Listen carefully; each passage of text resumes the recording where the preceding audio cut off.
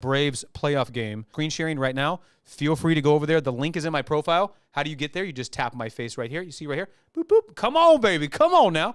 I got to see Mr. Acuna Jr. Tap my face. Go to my main TikTok profile. It's all in there. Okay, we are over here on YouTube.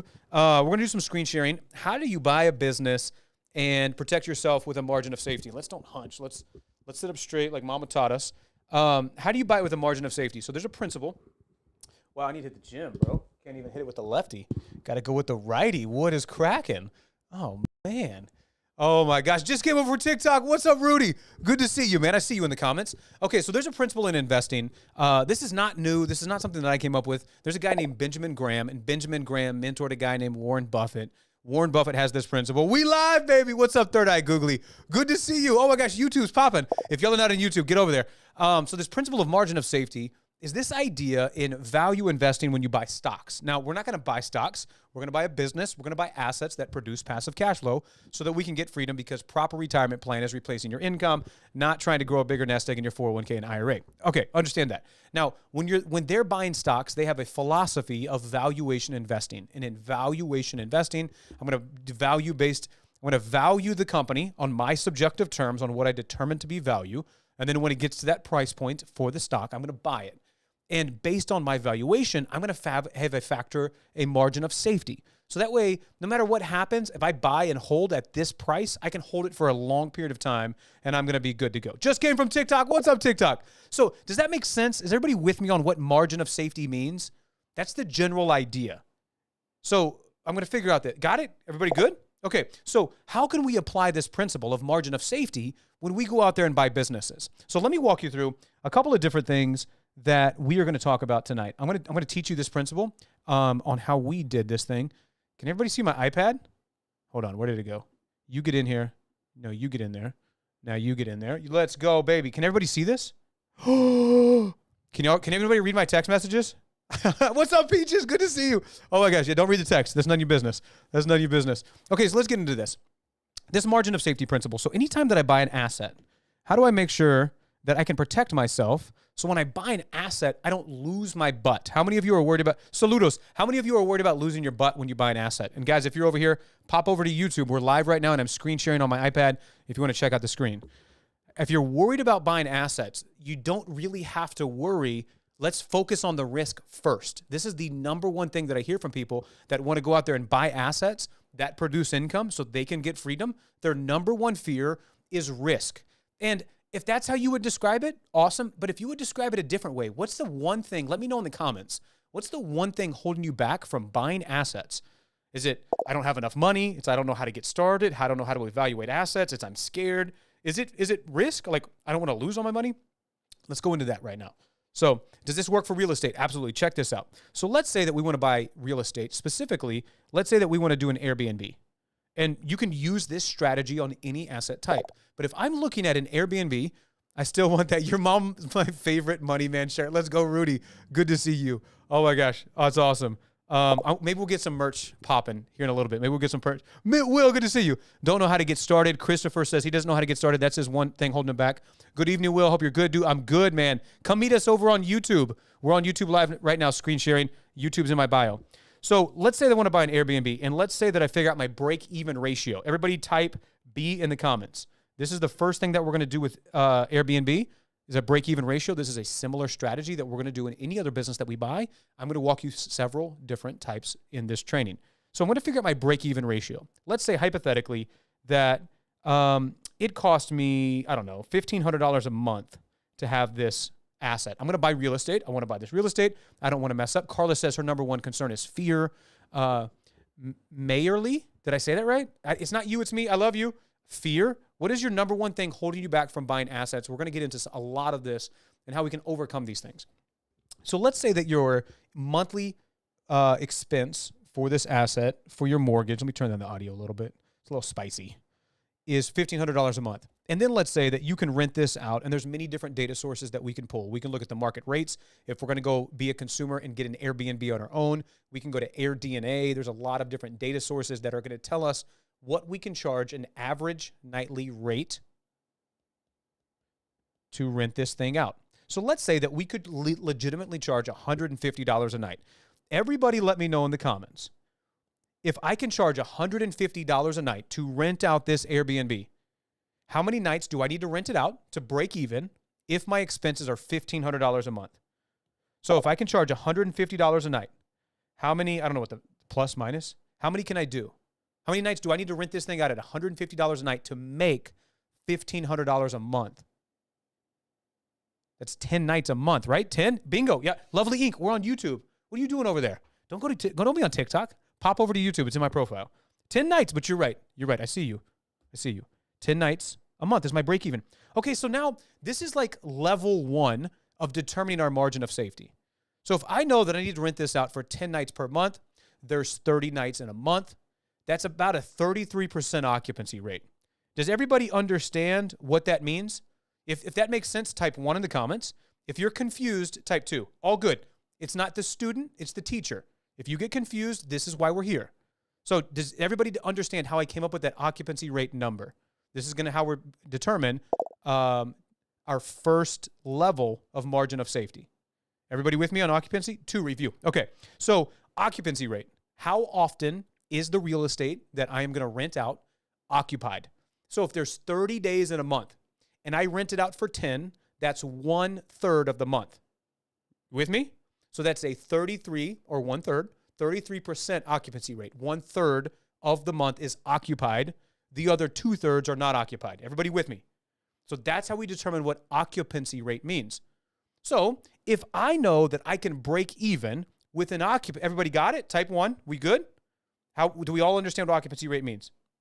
Nobody gets left behind in these trainings, baby. We're all going. There's plenty of financial freedom for all of us. I don't even know what camera to look at. If I know that my occupancy rate to break even, everybody say break even, is 33%, and then I look at the data, maybe I pull some data points from AirDNA, maybe I look at competitors and what their occupancy rate is, maybe I go from a couple of other sources, and I see that the average occupancy rate in this area is, say, 67%. It's double what I know I need to do just to break even. Do you see where my margin of safety comes in? I go, okay, I know that on average, people are renting this thing out 67% of the time. Even if they don't do that with me and they only do 50% of the time of 30 days in a month, they rent it for 15. I know it takes 10 days to break even. So my margin of safety is already figured out at my Airbnb level where I'm going to make my most money. Is everybody with me on this? We're good? Okay, cool. So this is like level number 1. Let's tag this as level number 1, and let's hit it with a yellow highlighter so we can understand this. So in case we forget, we can come back. This is like layer 1. Let's say hypothetically, now what we're learning tonight, if you're new here, we are learning one of the principles before we buy an asset is a margin of safety. Before I buy it, I don't want to lose my butt. I don't want to lose everything that I've got buying assets that produce income so I can get freedom. So how can I have a margin of safety going into it? On paper, what we're doing right here live on YouTube is on an iPad, but I can erase everything if I mess up. If I lose money on this deal, I don't ever buy it and just practice here. So my margin safety level number 1 is that my occupancy rate, my need right here, my break-even ratio is a 33%. 10 nights per month breaks even. It covers my major expenses. Okay, cool.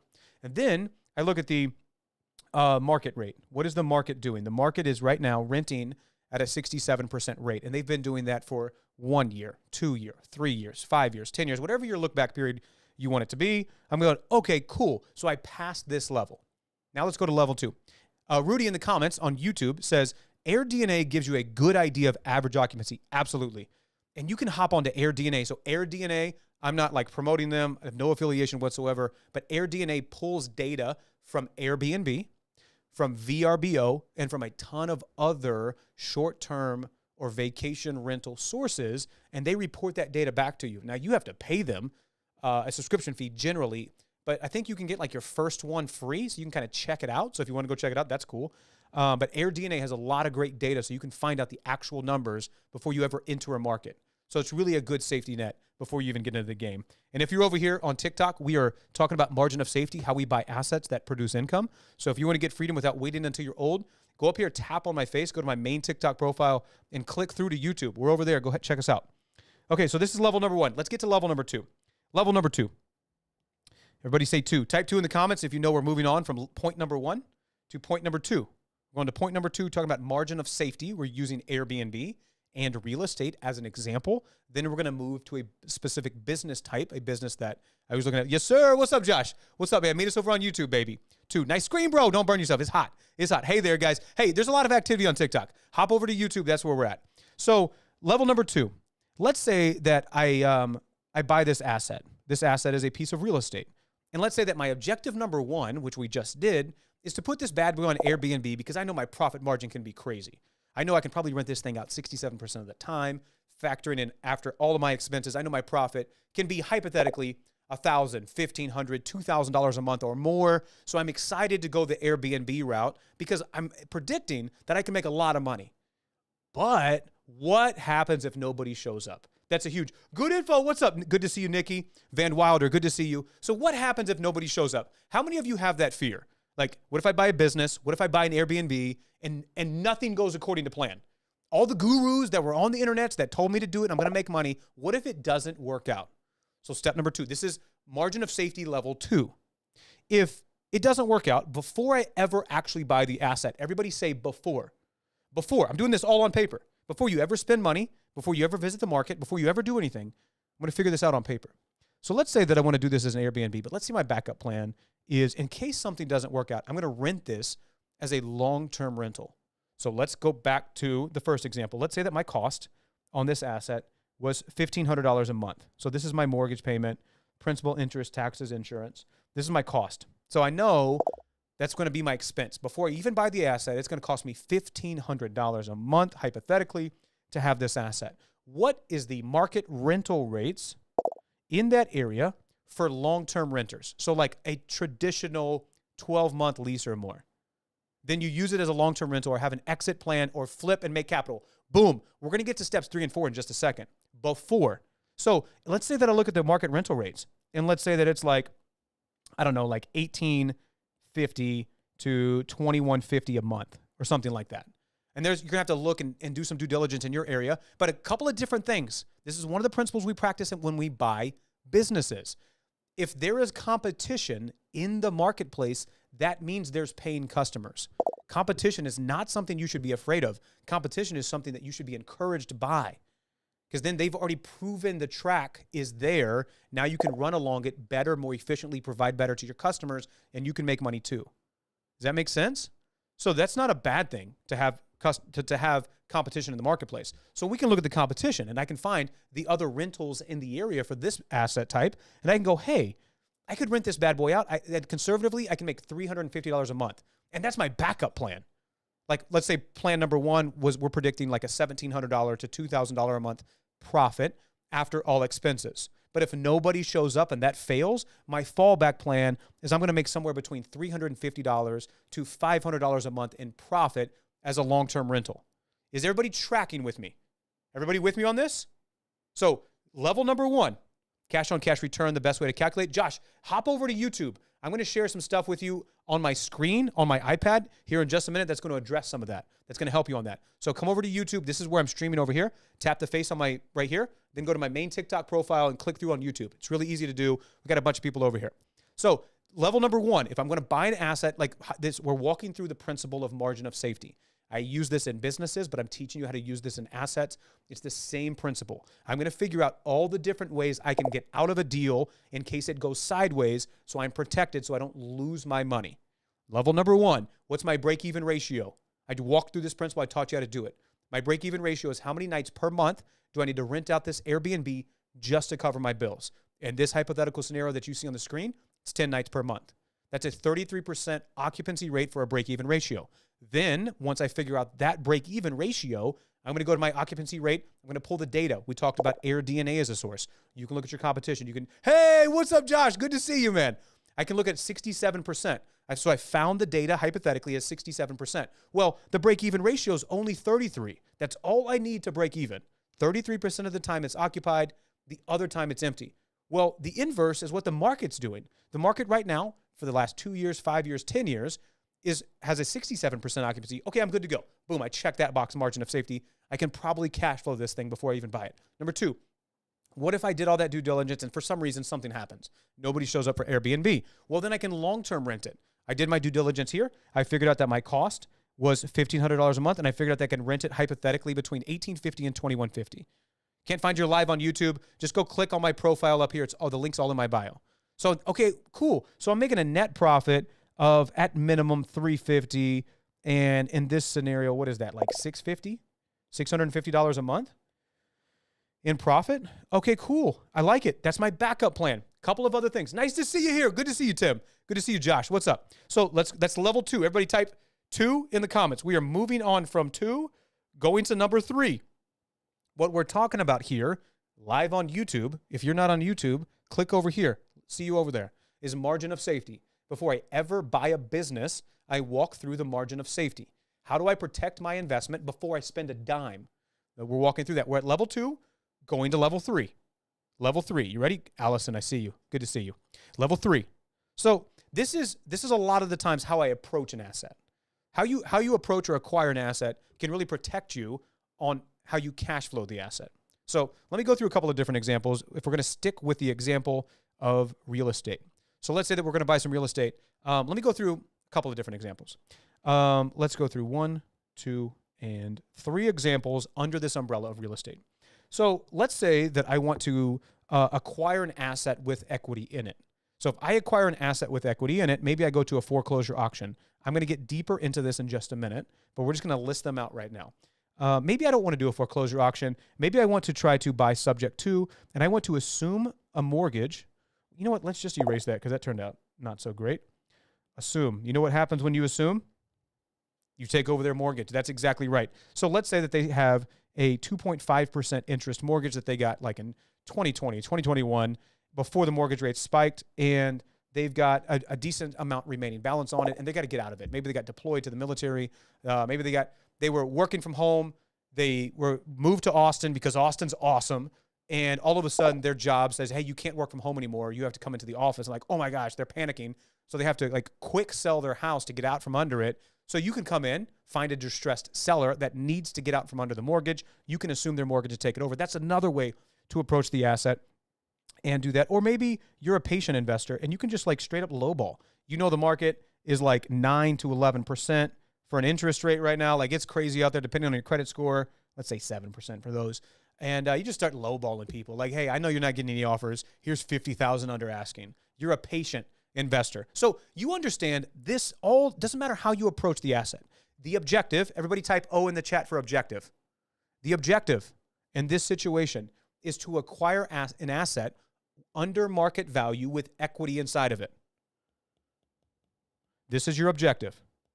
So if I can acquire an asset with equity inside of it, it doesn't matter what strategy you pick. I gave you 3 examples. Well, then if I've got, let's say, just hypothetically, let's say that I pull this off and I do something like this and I acquire an asset with $50,000 of equity in it. And then I go to number 1 and I say, hey, I'm going to turn this thing into an Airbnb, and nobody shows up. Good thing I did number 2. I'm going to try to long-term rent it. For some reason, I can't long-term rent it. Well, because I acquired the asset with equity inside of it, in this example of hypothetically $50,000, I have protected myself. You with me on this? That was smooth on assume. What's up, Rudy?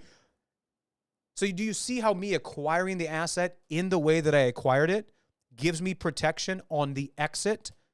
In stock investing, they call this, you make money on the buy, not the sell. Is everybody tracking with me on this? So the thing that we're learning today in this live example here on YouTube, clue, get over to YouTube. It's in my link in my profile. The thing that we're learning here today is called margin of safety. Before we ever buy the asset, we've just walked through several different examples in 19 minutes or less of ways that we can have margin of safety so we don't lose our butt buying an asset, because the intention of buying the asset is to produce income that replaces our job so we can stop working. Everybody got it? Lethal Productions, what's up, baby? I've got $750K on tap, and I've been thinking about buying rental properties, but I'm scared, to be honest. Lethal Productions, I appreciate your honesty on that. We're going to dive deeper into this in a minute. That's really awesome. I'm going to show you a chart. Let's do this. Let's jump over here, and let's jam on businesses. Is that cool? Is that cool? Does anybody have any questions? Does anybody say track in the comments if you're tracking? What's up, baby? Hey, if you're over here on TikTok, now we're going to move from real estate to businesses. Go up here, tap on my profile right here. YouTube, hold on. I'm going to get to you. Make sure you tap my face somewhere up here and go to my main, my profile. There's a website. Tap my website, and that takes you straight to YouTube. Cool. All right, here we go. So check this out. I'm going to walk you through an example of a business. I'm constantly buying businesses. And this is the principle that I practice before I ever buy anything, except the ice bath. I messed that up bad. But assets, I got that down tight. I walked through this principle of margin of safety. So purchasing a company with all cash will maximize safety, but it lowers the ROI to an absolute minimum. So let me get my big old head out of the way. Everybody say big old head. Let's say that you've got, like, this is a spreadsheet that I use, kind of walking through. Come on, big old head. Like, how much cash do you have to invest? And this is a hypothetical question. Don't need to answer this. I don't need your money. I don't want your money. This is something you can walk through. And then it's going to just use a measurement. And this is a very quick, like, easy calculation. And if you're not on YouTube, you can't see this. On YouTube, you can see it. So go over to YouTube right now. Come on, join us. You can see it on the screen. We can screen share over here. So let's say that in this hypothetical example, somebody's got $65,000 to invest. And you can see the percentage of leverage. So they're going to borrow some money, whatever percentage they keep and whatever percentage they borrow, how much buying power they have. So if they're 90% leveraged, you see at the bottom? 90% leveraged. My dream, quit my 9 to 5. How many of you are working a 9 to 5 job, or you're stuck in a situation that you don't want to be stuck in financially and you want to get out of that? Type 1 in the comments for me. Let me see you. How many of you are stuck in a situation you want to get out of financially? And that's why we're learning about money. That's why we're interested. So you can see right here, if I have $65,000 to invest, and let's say that's what I put down, and I want to leverage to the maximum, well, then I have a buying power of 90%. Then that means I can buy $650,000 of an asset type to get into the game.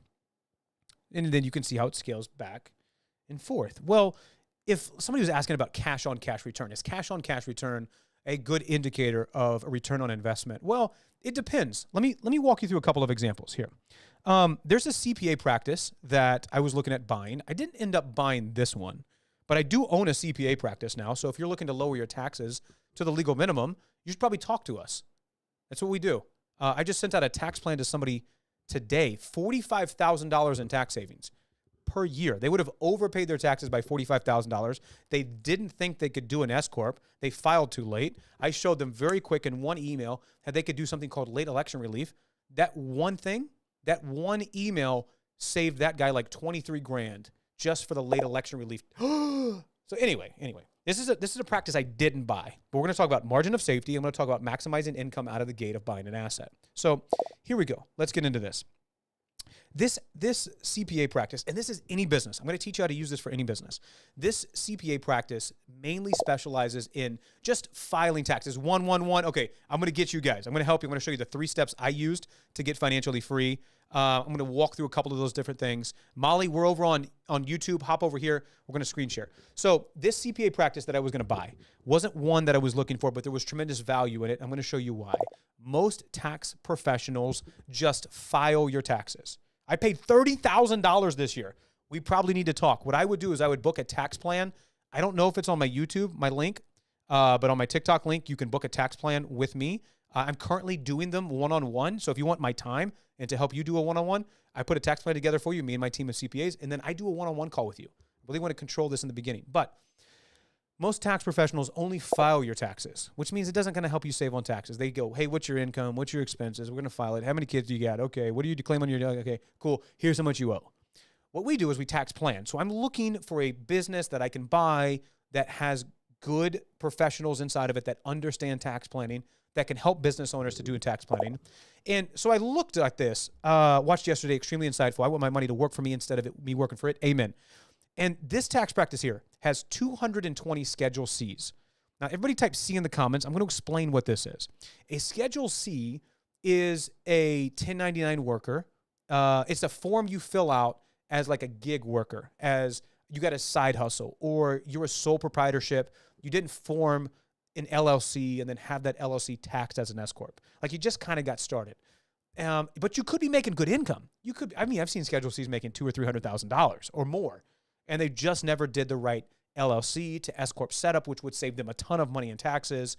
What this means to me as a person buying this business, there are 220 possibilities for me to come in, offer them an additional service, charge them more money, but provide them greater value. So like, for example, Let's keep this train moving. Here's the business. Asking price is $645,000. The gross revenue per year is $594,000. We're going to take expenses out the door. That means a profit of $338,000 per year in income. Hey, that's not looking too bad.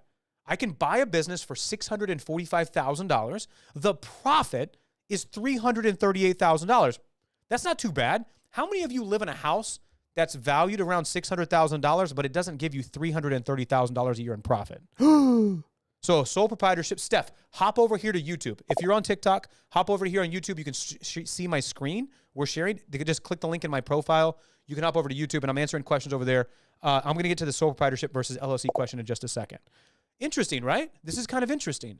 So this is a CPA practice. Let's continue on. Let's say I did an SBA loan.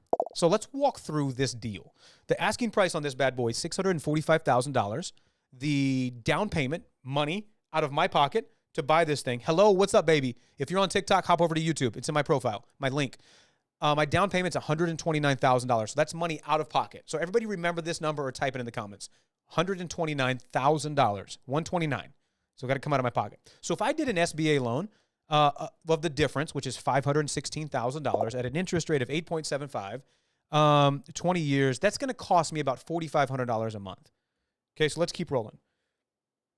Currently, this CPA charges $1,200 and doesn't offer or charge for year-round tax planning. So what I do in my CPA practice is we do year-round tax planning, constantly, proactively hunting for tax savings for our clients. We meet quarterly to check up on the things that we implemented last quarter, project tax savings, and then what are the things we're going to implement in the next quarter to maximize even more tax savings. So it's a year-round service.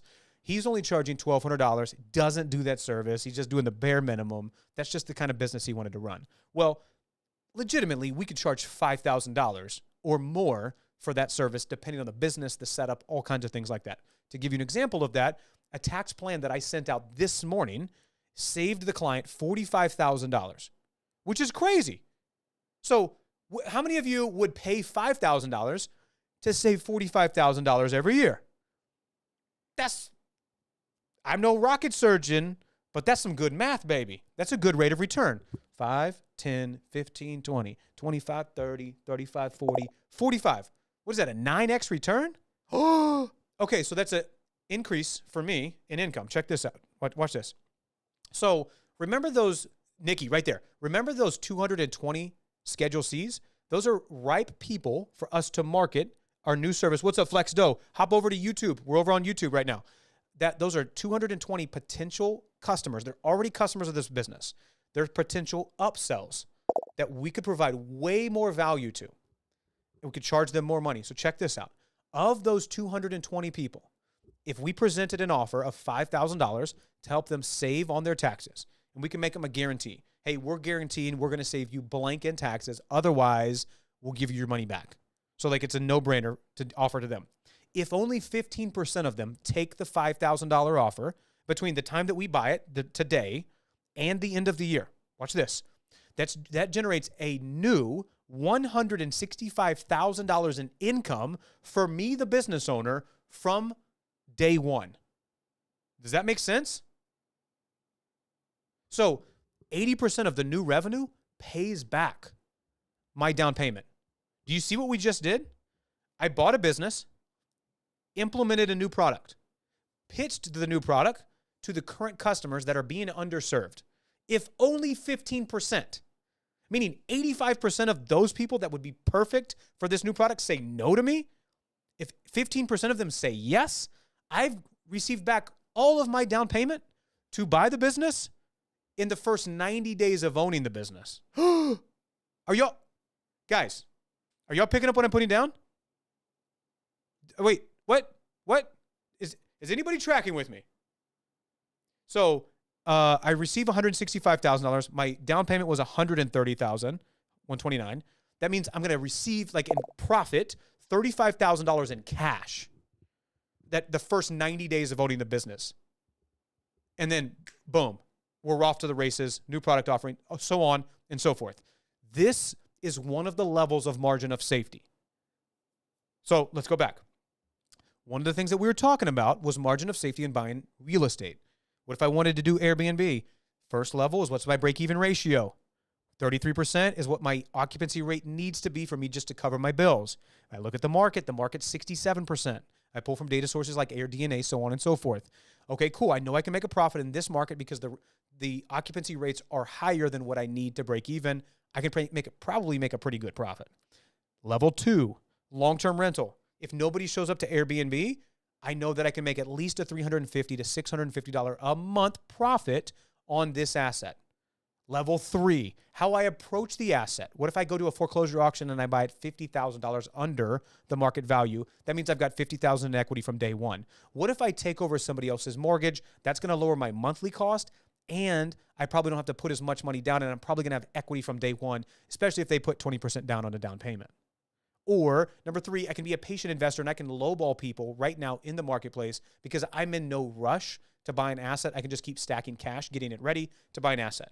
So now out of the gate, no matter what strategy I pick, and there's more strategies than that, I'm going to have $50,000 in equity. So if level 1 and level 2 don't work, Airbnb, long-term rental, well, then I can exit the deal and have cash. You with me on that?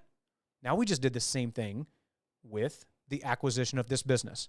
Haven't even bought the business yet, but I know that from day one, based on the customers that are in the business, I can come and provide them greater value. If only 15% take the offer, I've received back my down payment on the asset in 90 days or less. Guys, this is obscene. Okay, y'all should go crazy. How come nobody's going crazy? They should teach this at Harvard. They don't let me into Harvard. I can't go within 1,000 feet. No, I'm just kidding. Is this crazy? What are y'all's thoughts about this? Like, give me your feedback on this for legitimately. Like, what y'all are seeing on the screen. Like, is that 90 days? What else do I need to do for you? I'm just kidding. Is that what's up? Who Flung Do? Good to see you, man. Where you been my whole life, man? So, hear me out. I'll buy you lunch if you have a one-on-one conversation with me. Okay, I'm listening to your offer, by the way. Here's what I need you to do. Hop over to YouTube, because what are you doing over here on TikTok? And hop over to YouTube. I'm screen sharing on YouTube. We're walking through the margin of safety before you buy an asset. And there's some really cool stuff you can see over here. So hop over to YouTube and we'll talk. My man, Northwest Line. What's up, baby? Guys, go over here, tap my face up here. In my main TikTok profile, tap on my website. On my website, there's a button to click straight through to YouTube. Come over to YouTube. That's where we're streaming at. So guys on YouTube, what are your thoughts on what we just walked through right here? This is one of the ways that we protect ourselves with a margin of safety before we ever buy an asset. Whether we're buying a business, whether I'm buying real estate, whether I'm going to place ice machines, whether I'm going to buy an Airstream trailer, whether I'm going to get some raw land and set up glamping tents, it doesn't matter the game. You with me on this? Definitely watch the YouTube too. Just scroll on TikTok, baby. We're on YouTube right now. Come on over. I think my YouTube comments are delayed. I don't know. How can I show these? Wait. Hold on. Check this out. Guys, I think I can. Can y'all see the comments on the screen? Oh, my, good. I'm learning software as we go. I'm learning software, man. I know how to buy businesses. I don't know how to do software. What's up, Nikki? Good to see you. Van Wilder, watched yesterday. Extremely insightful. Man, I appreciate that. If you're paying this kind of taxes, you need to you need to get started with us and come be a customer of my tax practice. Put us to the test. You can get a tax plan. We'll put that together for you and guarantee we save you 10x the cost of the tax plan. Okay, so let's get into how many of y'all are in Josh's situation? You want to quit your 9-to-5 job, but you're kind of stuck. We want to cover some of that. We'll get into some of that right now. I've got 750. Dude, I'm just excited I can share comments on the broadcast. This is mind-blowing to me. $750,000 on tap, and I've been thinking about buying rental properties, but I'm scared, to be honest. Me, what's up, Simply Fab? Good to see you over here. Hop over to YouTube. We're on YouTube right now. Let me see if I can do this, guys. I'm going to see, just for a second, whatever questions you have, let me know in the comments. And if you feel similar to Lethal Productions, I've got $750,000 on tap. Let's going to put it right over my eyeballs. $750,000 on tap. I've been thinking about buying properties, but I'm scared. Have no fear. The money man is here. Let's get into this. Let's see if I can pull up this Google Sheet. If I can pull this up to you, we're going to walk through this number right here. Okay. Can I switch? Come on, switch, baby. Come on, baby. I don't know if it worked. Ooh. Ooh. Okay, here we go. Check this out. Let's hop over. Okay, so I'm going to share my screen with you guys on the Ubis Tubis. And then, ooh, I almost lost you. Let me walk you. They are delayed here and watching. What you feel like eating? What's up, performance driven? I don't know what that comment means, but I'm down. I am down. Okay, here we go. So check this out. Let's walk through a couple of different things. Let's see if we can get this calculator to work. And then I'll also figure out a way to get you this calculator. I know it's free. It's free. Let me just walk through this. Okay, here we go. 750K. Okay, so let's just get an idea. Let's get our ballpark idea around what we're looking at here. Okay, cool. Okay, so let's say like 750,000. Rob, I see your comment. I'm going to get to you in just a second. Me, got you on both left and right screen. Let's go. I love it. So let's say you've got $750,000 and you're like, man, I'm just so scared. I don't know what to do. We're going to get into the margin of safety. Before we ever buy an asset, what are the different exits that I can get out before I ever get in? Like, inside of, like, anytime you go into business with a business partner, like, everything's happy. Oh my gosh, we're gonna make so much money. It's gonna be so awesome. But what if everything goes wrong? Like, you want to have that factored into the contract. We're not gonna get into the marriage conversation, but same thing in assets. Anytime you get into an asset, before you get into the asset, you want to understand how you can get out profitably. So I was the one who commented on TikTok, just a different name. Hi, Rev Tex. What's up, performance driven? Good to see you, man. So let's say that I've got $750,000 cash to invest, which is the comment in here. If I'm only 25% leveraged, then I have $1 million of buying power. And I think everybody can track with that. Okay, that makes sense, right? 750, $1 million, 25%. I'm borrowing 25%. Now, if you really wanted to be highly leveraged, you've got $7.5 million of buying power. That's awesome. Now, if you've never bought assets before, I don't recommend going that kind of big, kind of brash stuff. And then what I would recommend is maybe we can do something different. Maybe there's like another way to go about it. And as you can see, there's probably delayed comment, but as you can see by the comment down here, Justified Venture says, buying a vending machine to get over the fear, which is an excellent strategy. That's what he did. There's a lot of fear in buying assets. And so what he did is he went out there and bought a $70 gumball vending machine. $70, not $750, 70 gumball machine. And then he started practicing the principle. And then he worked into buying raw land, which we're working on cash flowing right now. Then he's got commercial property for like to rent out to like a mechanic shop. And then scaled the vending machine. Going crazy over here. That's what I'm talking about. So that's one way to do it, is to scale down the type of asset that you're going to buy. You can just scale down the asset type. You don't have to go buy real estate out of the gate. Let me start small. Let me get my teeth cut down here. Any mistakes that I make, it's going to be very minimal. I lost a bag of M&Ms today. I lost 50 cents. With me on this? So that's one way to go about it. Another way to go about it is to understand how much buying power you have. I was going through an interesting study today by, man, I think it was like the Small Business Administration, or I don't remember the group that did it, but what percentage, let me know in the comments, what percentage do you think of business owners that borrow money to buy a business, what percentage of those loans go into default?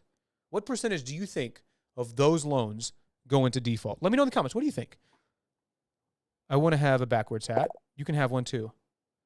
You have a dude posing as you trying to text me. Hey, it's not me. I know. People download my content. They pretend to be me. I promise you it's not me.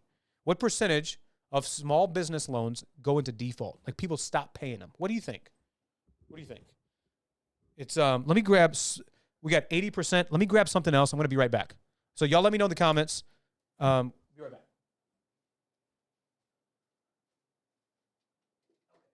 Check this out.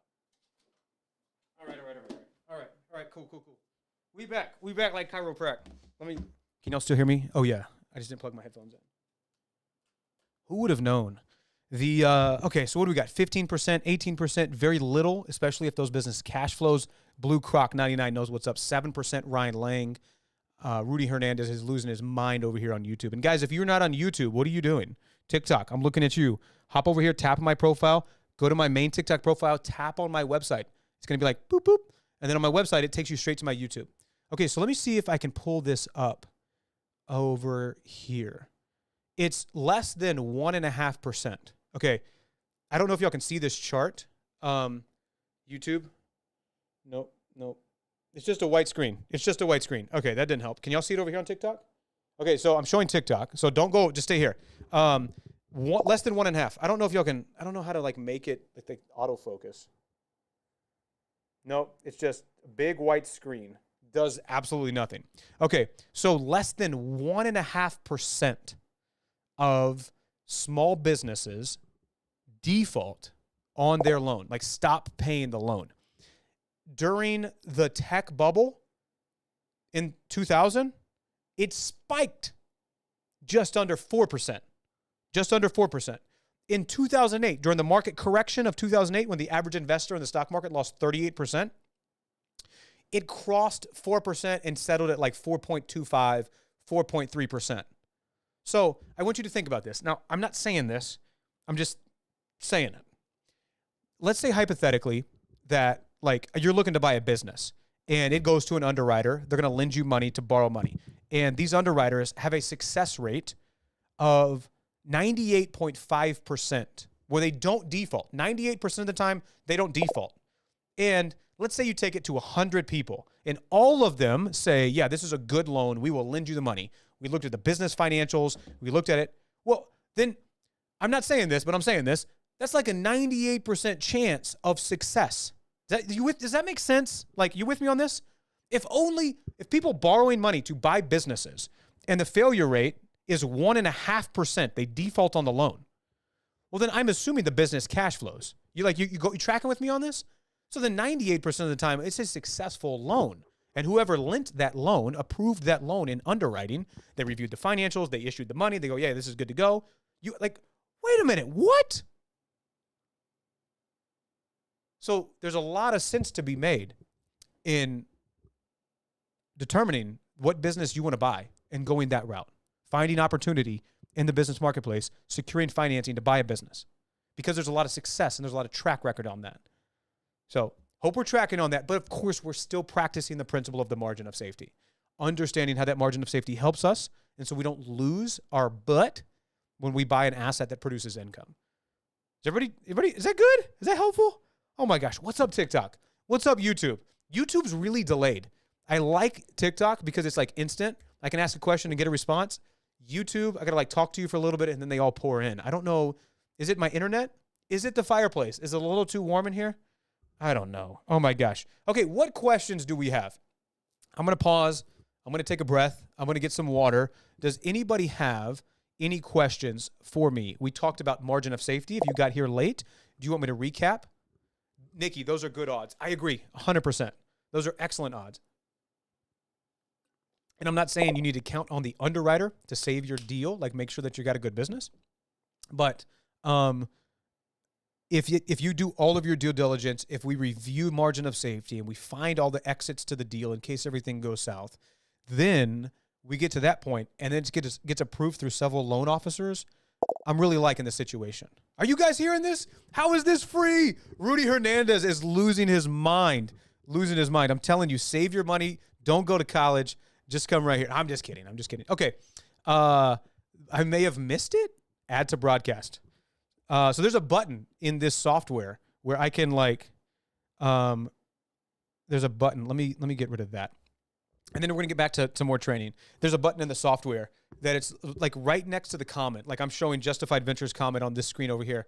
And it says, I may have missed it, but good evening, Will. Good evening, Will. And right next to the show, like add the comment to broadcast, it says ban. So if I may accidentally like try to add your comment to the broadcast, but I might accidentally ban you. So there's no telling. There's no telling what's going to happen in here. There's no telling. It's a fireplace.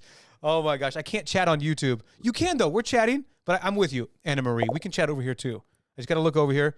You get a little more romantic view. Actually, it does look much nicer over here on the 4K. University of Money Man. Yes, very helpful. Nice to hear. How do I leverage other people's money to buy an asset? Are you guys hearing this? How is this free? How do I feel about house flipping? Okay, so let me get to questions one at a time. Carla's got a great question.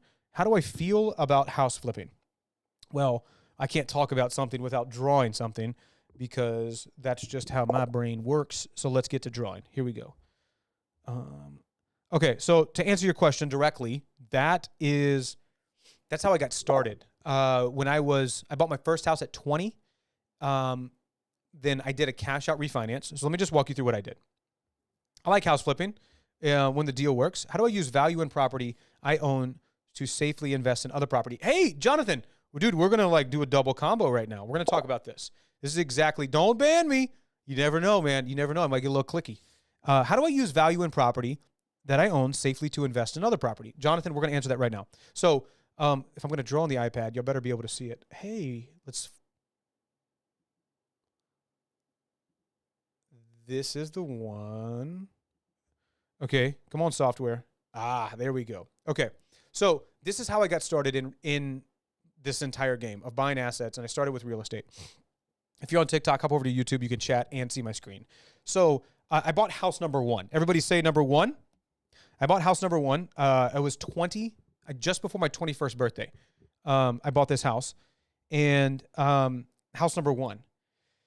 So I lived in it for a couple of years, and I had developed equity inside of the house. And so I took the equity out at like 24. I took the equity out of the house.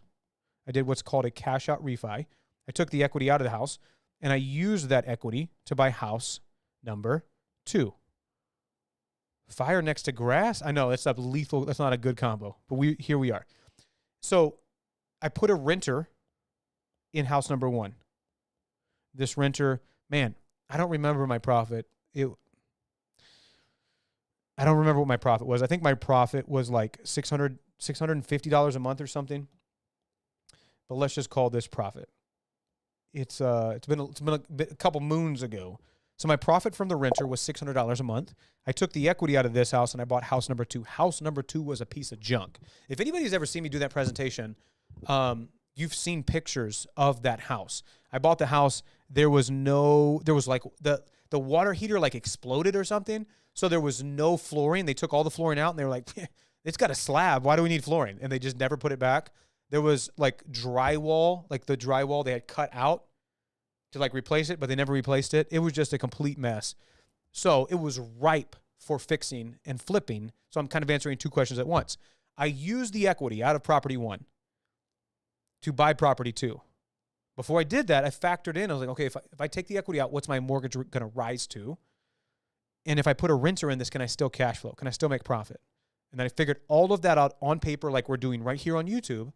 And I go, okay, cool, I can make $600 profit. I did it, put a renter in there, moved out, bought the second house. And the second house, it was a slow fix and flip. I was 24.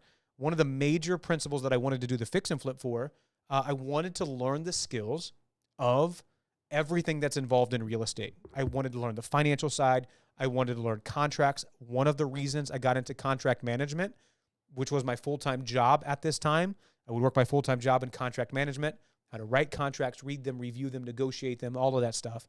And then on the other side was everything inside the house. I wanted to learn the carpentry. I wanted to learn the plumbing. I wanted to learn the electrical.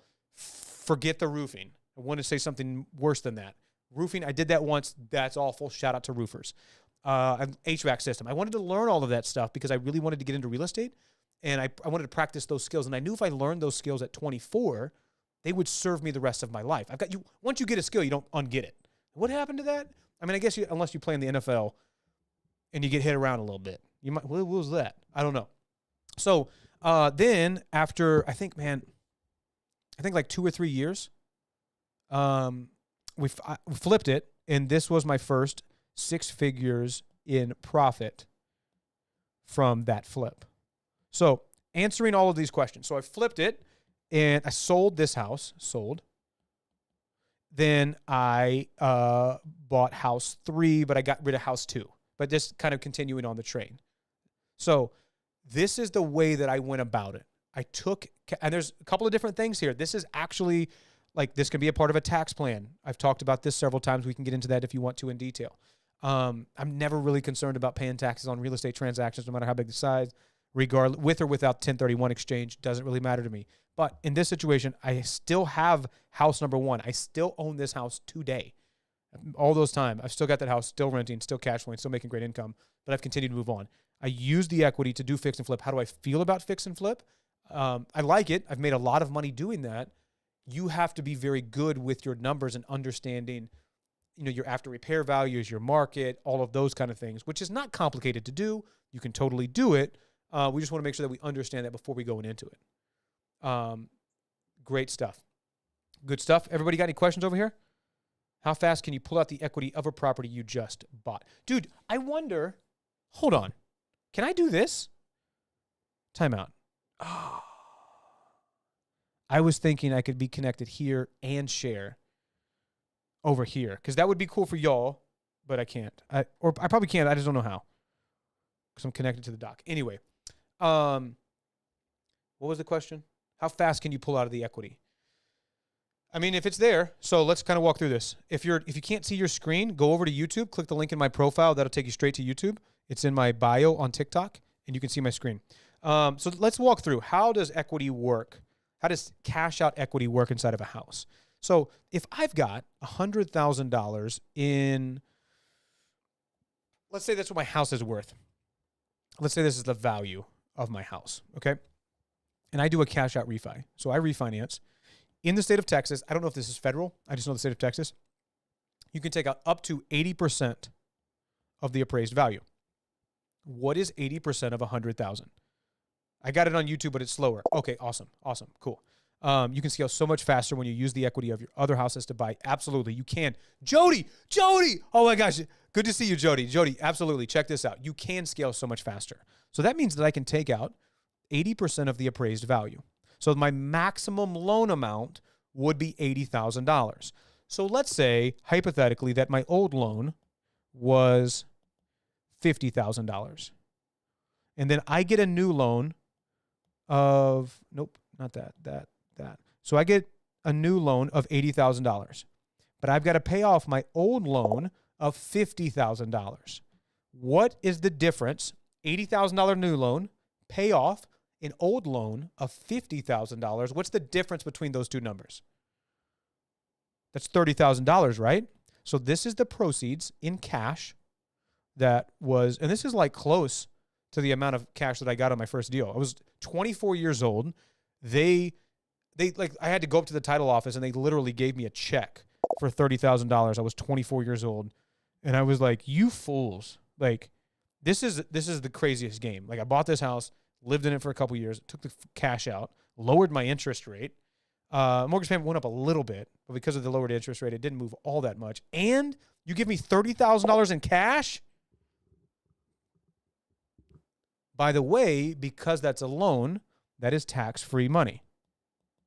Wait a minute, what? So, like, if you're going to incur a big cost, like let's say you're over the exemption amount of $250,000 or $500,000 for the United States, anybody in Canada, United States only, say you're over that amount, which is not going to be most people, but if you're over that amount when you're selling a property, well, then you just do a cash out refinance, get 80% of the appraised value, you've reduced the taxable amount that the IRS can tax. So if I were to sell this house for, like, say I can sell my house for $100,000 up here, and I've got a loan, a new loan of $80,000, the difference between those two numbers is only $20,000. That's what's hypothetically in this example, what it would be taxable. So I've lowered my taxable amount from $50,000 to $20,000. Like, you with me? So that's the point, right? I got it on YouTube. Okay, cool. I have houses valued $400,000. I owe a third of that. Awesome. So now we understand how that works. So then what I did was I took this cash and I used that cash to buy house number 2. And then house number 2 is when I did the fix and flip. And then my profit after all was said and done was that $100K. That's 6 figures. So I'm a big fan. I'm a big fan of that. Back to the question. I'm a big fan of the fix and flip. That's the strategy that I used. And it's paid off very well. Very well. Very, very, very proud of that. So anyway, okay, guys, let's kind of recap. What did we talk about today? Do we want to recap margin of safety? If y'all want to recap that, let me know. Type R in the comments. If not, then we don't have to recap it. All good. We got so many things that we can cover. How many of you are digging this kind of style? Should we do this more over on Ubis Tubis? Should we? It's getting chilly in Austin. How not yet? I wish it was, Funding Guy. Good to see you, man. Oh Oh, hold on. We got to check this comment out. Profit is endless. Dude, isn't it the best? It's the best. Okay, let's check out what Jody's got to say. Oh my gosh. If you're not on YouTube, then you're a loser. I'm just kidding. I love you. I love you too. I'm just kidding. But you can just see my screen, and it's like 4K, and I look handsome over here. Over there, you're like, whoa, is it? Okay, here we go. Jody says, just bought a duplex and a sixplex using our line of credit on 2 other houses. Fix and refinancing within a year. We'll get 100% money back out and just get profits. Isn't that amazing? Isn't that glorious? That's wild. So this is a little like, okay, so this game, this is what we talked about earlier. Let me recap. Let me recap what we talked about a little bit earlier on this line. And Jody, I love it. Like, so good. So good. It's the best. Like, dinner tastes better. You sleep better at night. Oh my gosh, it's so good. Okay, so let me put this up on the screen. We talked about this a little bit earlier. Nope, don't want to show that. Let's go here. Okay, check this out. Let me go back. I covered this a little bit a while ago. Ooh, I learned in tax class that gig workers don't realize it, but they are business owners. Yeah. So a gig worker, you would file on your Schedule C. We've talked about that, but we will, your backdrop looks like you are ready for Christmas. Baby, I am always ready for Christmas. Is it Christmas yet? Have I mentioned it's Christmas yet? Okay, so let's recap this thing. And then we're going to play off of Jody's comment here because that's exactly the game. So we talked about margin of safety and how you protect yourself when you buy an asset before you buy an asset. A lot of times fear and worry and anxiety get in the way of people going out there to buy assets. So you want to protect yourself in this kind of way. So this is a CPA practice that I was looking at buying, and I'm doing all of this on paper before, keyword, hope you're paying attention, hope you're writing this down or typing it in the comments. Before I buy the asset, I'm going to walk through this due diligence process and figure out some of the different ways that I can do this. But in this CPA practice, these are Schedule Cs. Schedule C is what Jeffrey in the comments is talking about. These are people that don't have a formal business entity formed or filed as like an S Corp or anything like that. And so they just file their business taxes on a Schedule C form. Well, the tax practice that I'm looking to run, that I'm actively running right now, this is me looking at buying this business in the past, is a tax planning practice specifically for business owners to actively and proactively seek out tax savings for these business owners to help them out. So what this means to somebody like me coming in to buy this business is there are 220 prime opportunities for me to provide value to these current customers. So this business that I want to buy, they've got 220 customers like as a section of their business. Those 220 customers are ripe for me to come in, provide greater value, and charge a higher price, but they're going to net a bigger benefit.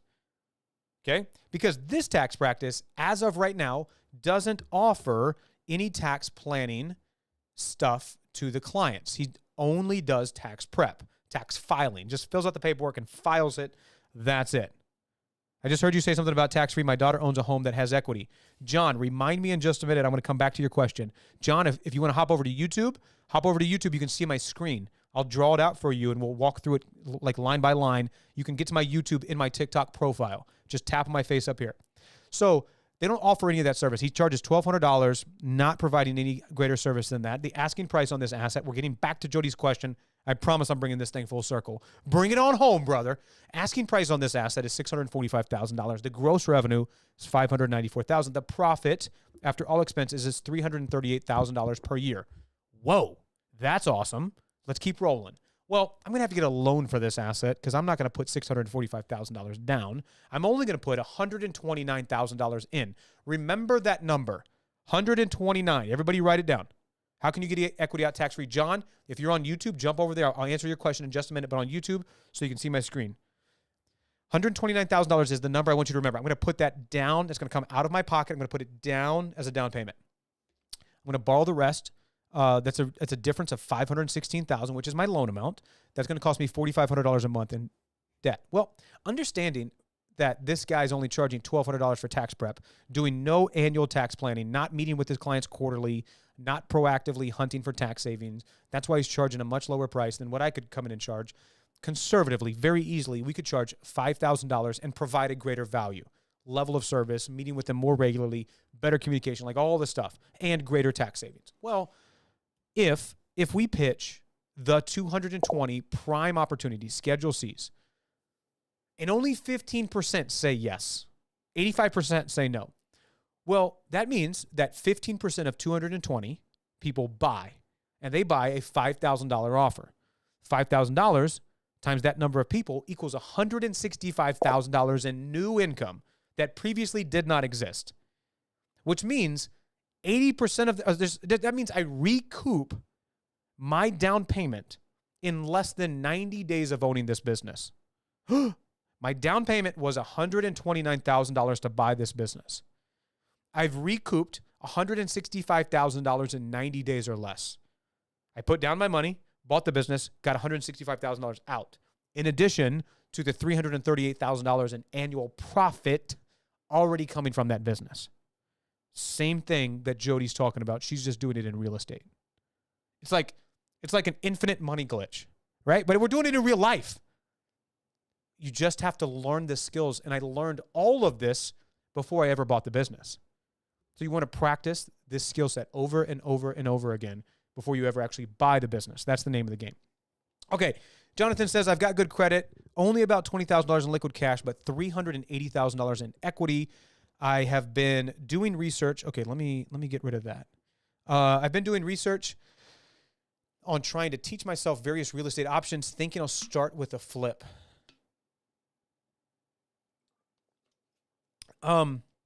Maybe. It depends. Can I share my, I don't know how to use this software. Is there a way like I can share my, my thing? My, what's it called? My internet?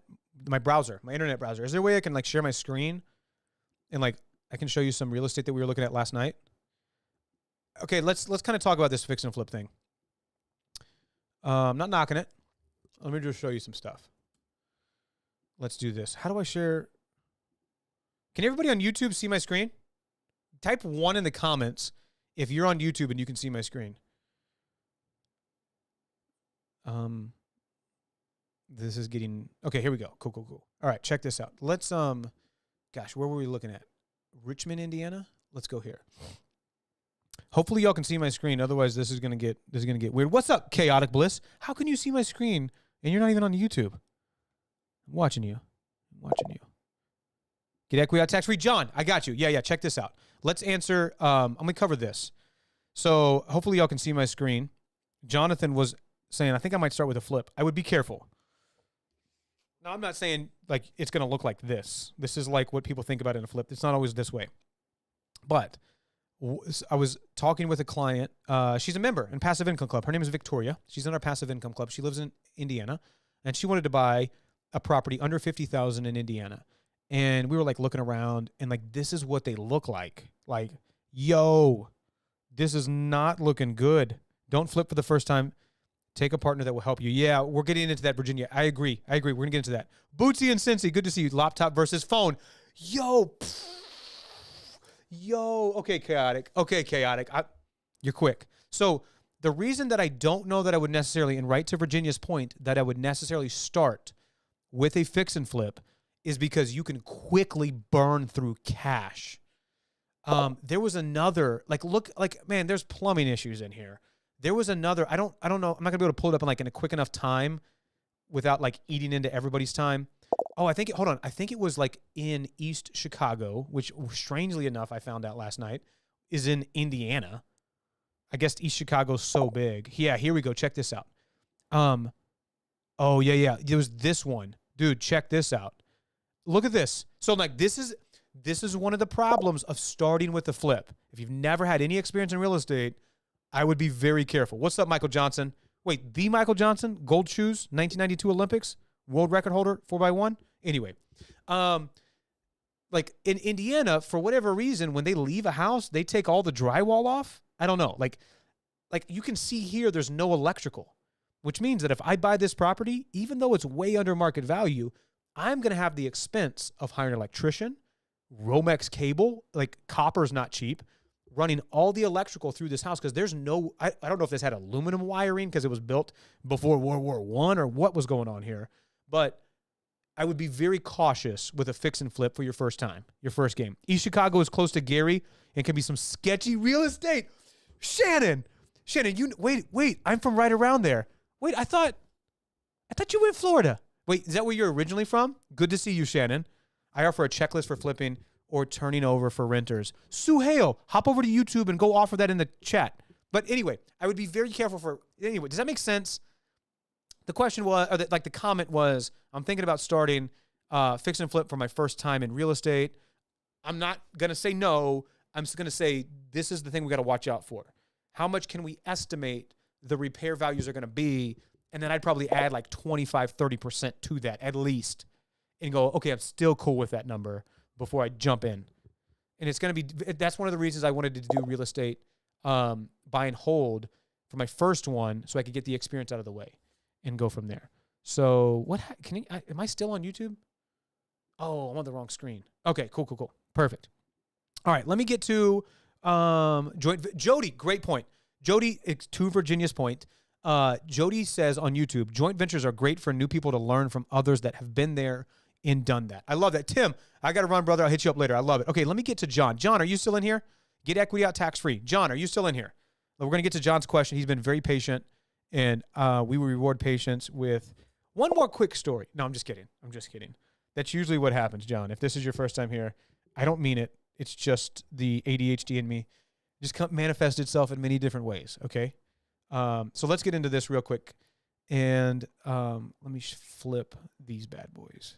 Okay, so if John's still in here, $12,000 to rewire the house. I'm interested in John's question. Same boat personally. Chaotic Bliss, I know you're on the ones and twos. You're watching me on two screens. I appreciate you. I wonder what the delay is. I'm just kidding. Okay, so check this out.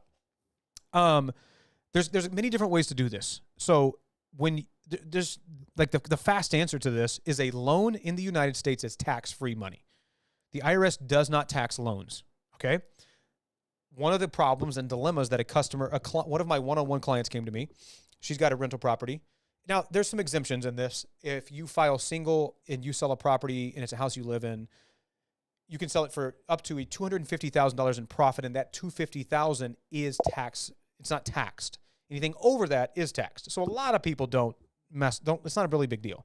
Married, $500,000 is your number because 2 plus 250, got it, cool. Well, one of the clients I've got brought an interesting problem. He said, hey man, I'm gonna sell this house. House is worth $1 million. Delay is like 10 seconds. Okay, cool.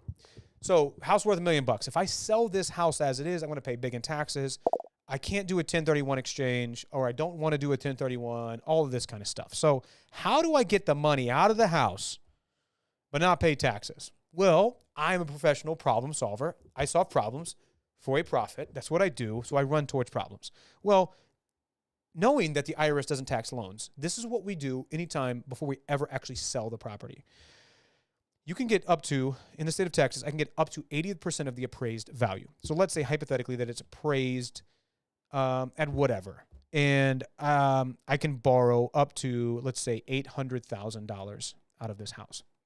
Well, if this house is $1 million and I can take out $800,000 and this guy's like, dude, I don't want to get taxed. Like, let's say he just there's no mortgage at all. It's worth $1 million. But use your numbers. I can take 80% of the appraised value. Well, 80% of $1 million is $800,000. That's my new loan. My new loan is $800,000. And you're going, oh my God, I'm trying to sell it. Why am I getting a loan?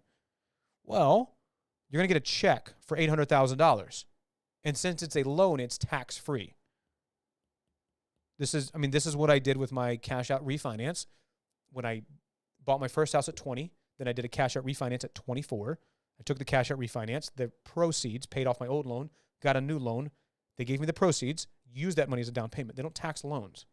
So then I've got an $800,000 loan. They give me that cash to deposit into my bank. Then I sell the house for the $1 million, pay off the old loan, bada bing, bada boom. Well, what about the transactional cost of paying the lender fees? Yeah, we got to factor that into our calculation. However, do you think the lender fees are going to be less than or greater than Uncle Sam's fees? Make sense? You with me on this? So that's it. Like, It's a really short answer. We borrow the money, then sell the house, then pay off the loan. Less, way less. Yeah. So yeah, your lender fees, I mean, what are they gonna be, like 10 grand max, 15 grand max? It's not gonna be that expensive. What about the taxes? No taxes, because we borrowed the money. You're gonna take the proceeds from the transaction, in this example, the $1 million transaction. I've got $1 million house, I got an $800,000 loan. I sell the house for $1 million, pay off the $800,000, I've got 200 grand in profit. Still under my exemption. So the exemption for a single filer in the United States is 250 grand. We're talking about 200,000. So if you're married, your exemption's 500 grand, still way under. Or let's say hypothetically you have to pay taxes. This is an IQ test for my peoples. Would you rather pay taxes on $1 million or on 200,000? Take all the time you need to answer that question. So anyway, that's what we've been doing for a long time. So you get dogged the first time on the first house, i.e. Uncle Sam. The Uncle Sam's going to get it any way that he can. Oh, Sammy, yeah, absolutely. Capital gains tax. Cue Jeopardy music. Let's go. Absolutely. So capital gains tax, if you hold the asset for a year and a day, then you would qualify for capital gains. But the exemption, 200,000. But yeah, exactly. What if it's not your primary residence? Well, that's why we did the cash out. So we did the cash out refinance. So the point is, would you rather pay taxes on $1 million sale or on 200,000? That's the point. If I borrow the money from the asset prior to the sale, I'm paying off a loan that is not taxed, but I get the same profit. Boom. Rudy, let's go. So John, does that answer your question? Is it clear as mud? Chaotic bliss on the double screens. DJ Scratch and Sniff. Does that answer you? Would you pull the equity out to invest the equity in your next venture? Thank you. Absolutely, John. Great question. Thank you for being here. Would you pull the equity out to invest? Absolutely. Yeah. Well, okay. Hold on. Disclaimer. My attorney says you shouldn't listen to me because I'm an idiot. This should be obvious to you by now. The longer that you stay here listening to me, the more likely something bad's going to happen to both of us. So this is your disclaimer to get out of here. Don't listen to a knucklehead like me. I might be the dumbest guy in the room. Okay, now we got the disclaimers out of the way. What I did was it's a math problem. Like if I'm going to take money out of an asset and I'm going to do a cash out refinance, what is it going to cost me? Okay, since we're not using the iPad, let's get back to the romantic music. Alexa, play Barry White. Just kidding. Alexa, off. Alexa, off. We are on YouTube. No music allowed. They will slap you. So it's a math calculation. The question was, would you take equity out of an asset and then use that to buy the next asset? This is like a part. So if it's in real estate, it's also like the same conversation of, hey, I've got money in my 401k. Should I take it out to do something with other than being stuck in my 401k? It's the same question. What are the negative consequences of me taking it out? What are the fees, the lender fees if I borrow the home equity, cash out refinance out of my house? What are the fees for taking it out of my 401k? What are the taxes and penalties I'm going to have to pay? What is that number? Let me get a ballpark estimate of what that number is going to be. Before I do any of those negative consequences, what am I going to do with the money, with the proceeds after all expenses? What am I going to do with it? If you're going to go on vacation, I'm going to smack, and I can't threaten you. I'm just not going to advise you that you do that. But if you're going to buy an asset, what's the asset? How much do you understand the asset? How many different ways can you cash flow the asset? What are some levers that you can pull to increase the revenue and income of that asset? What are some expenses that we can reduce? What are 3 different exits that we can get out of the asset in case everything goes south? I'm going to ask all of those questions before I ever incur the negative consequence of borrowing money out of my house or taking money out of my 401k, IRA, whatever. Does that make sense? Technically, you are. You are the only guy in the room. Unicorn God. Username checks out. Does it make sense? They are not married yet. Okay, cool. Yeah, so then they're gonna be good to go, man. Understood. Awesome. So we would just walk through that. Oh my gosh, dude, how cool was this? This was awesome, dude. Hour and 14 minutes on the Ubis Tubis. Okay, I feel disclaimed now. Thanks. Got it. Cool. Yeah, I gotta have the disclaimers. Was this helpful? I think we should do. I might start doing YouTube once a night, like evening time. Set the fire, get the mood. What I like about it is it pushes me to teach different subjects in different ways. So if you like it on YouTube, make sure that you subscribe. What am I supposed to do on YouTube? Like, what's the call to action? Subscribe? follow. I don't share. I don't know what the call to action is. Whatever I'm supposed to say now, I'm supposed to say. But if y'all dig this, let me know in the comments. Like legitimately, like, hey, dude, YouTube is cool. I've got this question. We'll address it. I may or may not have experience with it, but great tips. Thanks. Understood. What's up, Chaotic? Virginia, most specifically, take inflation into consideration. Is that right? Yeah. Man, a couple of different ways. So you want to go, let's go back to this. Let's go back to this is a great question, Virginia. If you're not on YouTube, hop over because I'm going to share my screen. This is going to be good. Okay. A couple of different ways. Oh, I don't have that hooked up. Okay. Let me just verbally try to tell this to you. So like paying off a house. If I've got a 4 or 5% interest rate on a mortgage and inflation's like 6 or 7%, I'm not going to rush to pay that off because the cost is less than inflation. Therefore, inflation's working for me in that case. The cost of goods continues to rise, but my expense on my house is fixed. So like, think about this. If the cost of goods continue to rise, which they are, and my mortgage payment for my principal and interest, my taxes and insurance are probably going to go up, but my principal and interest are going to stay the same. Then in 25 years, I'm going to have the same principal and interest payment. That's crazy. Like legitimately, okay, probably not legitimately, but groceries could be more expensive in 25 years than your principal and interest amount. Like that one of my houses over here, my principal and interest. No, my principal and interest is like $984.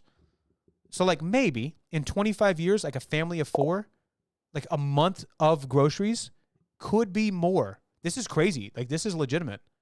How many of you spend more than $1,000 a month on groceries? That's crazy, right? Buy that little bell. Oh yeah, the little bell. I love that, but I don't want steady income. But I don't have a steady income. That's why we got to get assets, E-man. Is that you're super excited on? Dude, I'm so excited about YouTube. I've never done this before.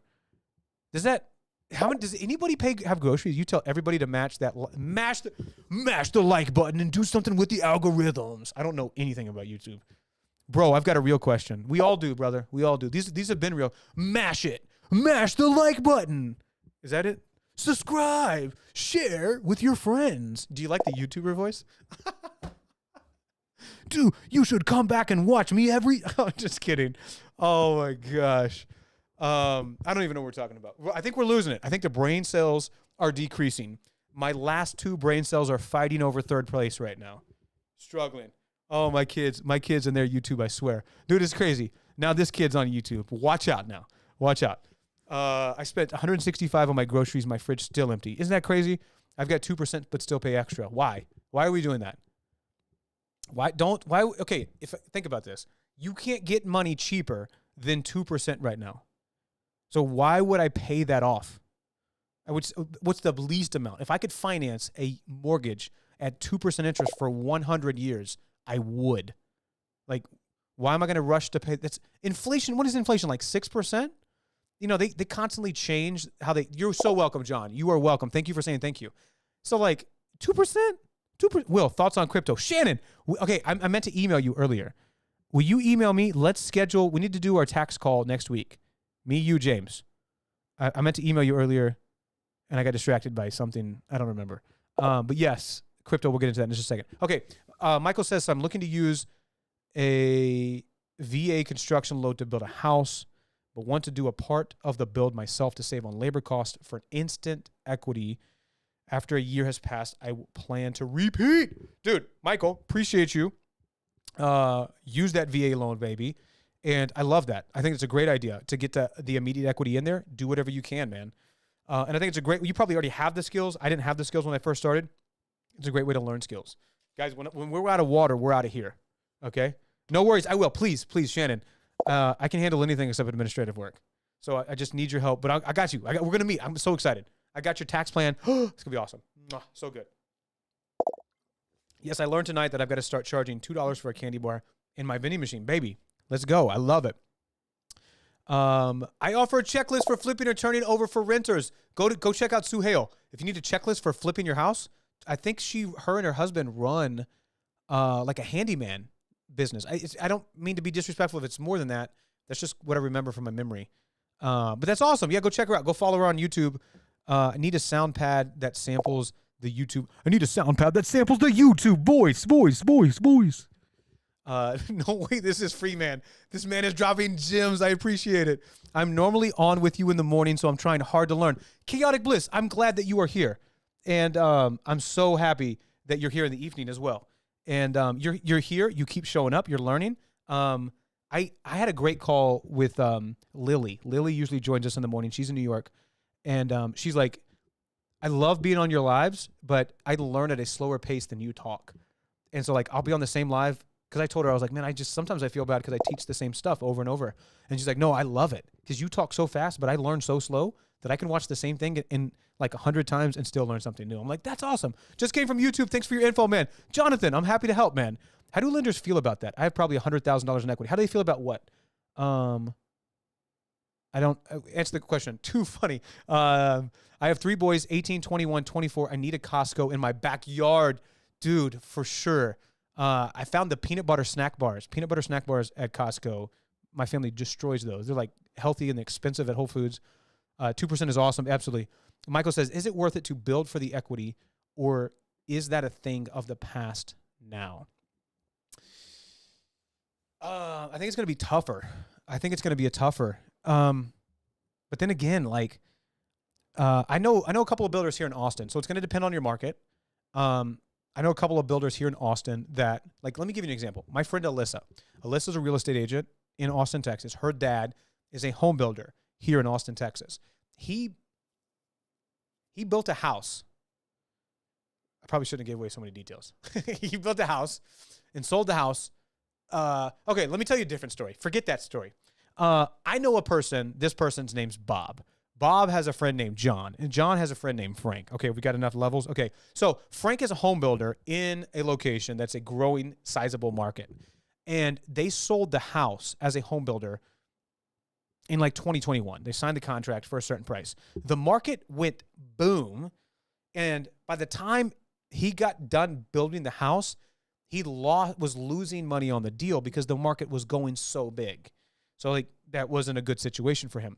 In those situations, yeah, you can build and just have tremendous amount of equity, but you're counting on the market, which is like a risk factor, because if the market shifts, and the reason that's such a major risk factor is because you can't control if the market shifts. Like, it's climbing and you're like, hey, I got plans. Well, building a house is not just like overnight thing. It's going to take some time, especially if you're going to do it yourself.